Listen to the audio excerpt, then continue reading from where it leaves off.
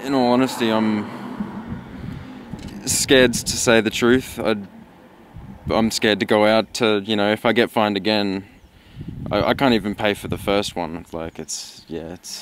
Well, you boys don't have to worry. We're not going to let this happen. You've submitted this at fightthefines.com.au, and we are going to take on this case, and we are going to fight this fine for you, because it makes no sense that two Victorians, two Aussies who want to contribute to our society, while staying in the rules, have been fined for doing exactly that. So I'm here in Melbourne with two brothers, Sean and Jack. Now, these blokes, they should be considered one of the lucky Victorians, because at the moment they have jobs, they're working, unlike most of the state. But unfortunately, that job came with a price. So not sure if you've been following, but if you have, our last Fight the Fines update, I got to share with you our first exciting win. And I also promised you then that I will bring you up to date with some of the other cases that we've taken on that I just haven't had the chance to really tell their stories. At the peak of Melbourne's extreme lockdown, I caught up with two brothers, Sean and Jack, that you just saw there. They'd been fined almost $3,500 for stopping on the side of the road on their way to work, lawful work. I pulled over because I was feeling a bit sick, and the police pulled in pretty much straight after. I hadn't even turned the car off yet. They started hounding us about masks, and I told them, look, we live in the same house, so we don't need to.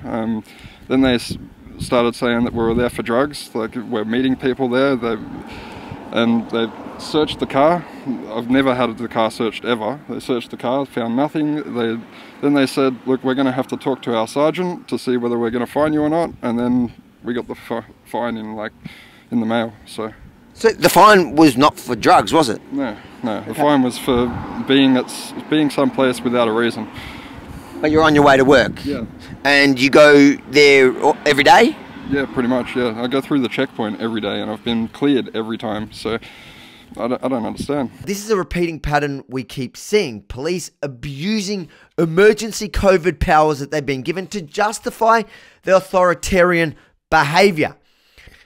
And it's exactly why we launched fightthefines.com.au campaign, to give people like Sean and Jack the proper representation they need to deal with the police prosecutor, and if they have to, a judge in court. Thank you, Madeline, for joining us again, and thank you for this time taking on Sean and Jack's case. I know it was a while ago we touched base when we originally took on this case, but I'm finally getting around to telling their story. So I guess, can you give us an update? Where are we?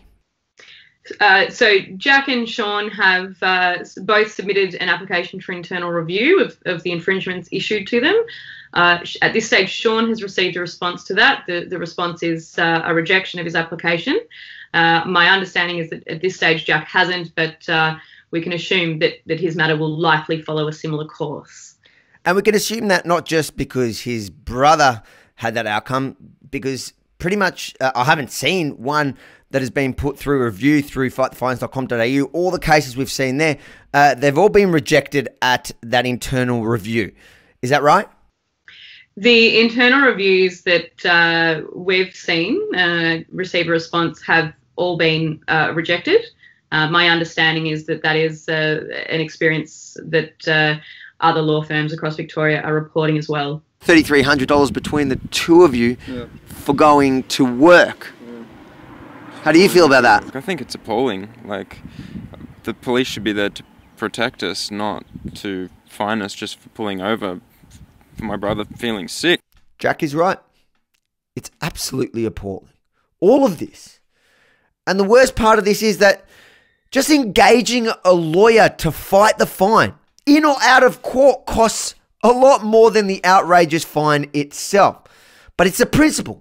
And it's why we launched fightthefines.com.au. So together, as a community, we can chip in to defend people like these two hardworking brothers. So what we're going to do, everyone at home, is going to chip in to fight for your cause. You've spoken already to Madeline, the gun lawyer. Yes, I have. As with all legal matters, it's always advisable to have a lawyer representing you if you can. I understand there are financial issues preventing many people engaging a lawyer, particularly when the infringement value is, you know, 16. Less than the cost of a lawyer. Yeah, less than what we would ordinarily charge to finalise the matter. But in any event, it is very helpful to have a lawyer who understands the process, who understands the law in this area. The directions are very complicated.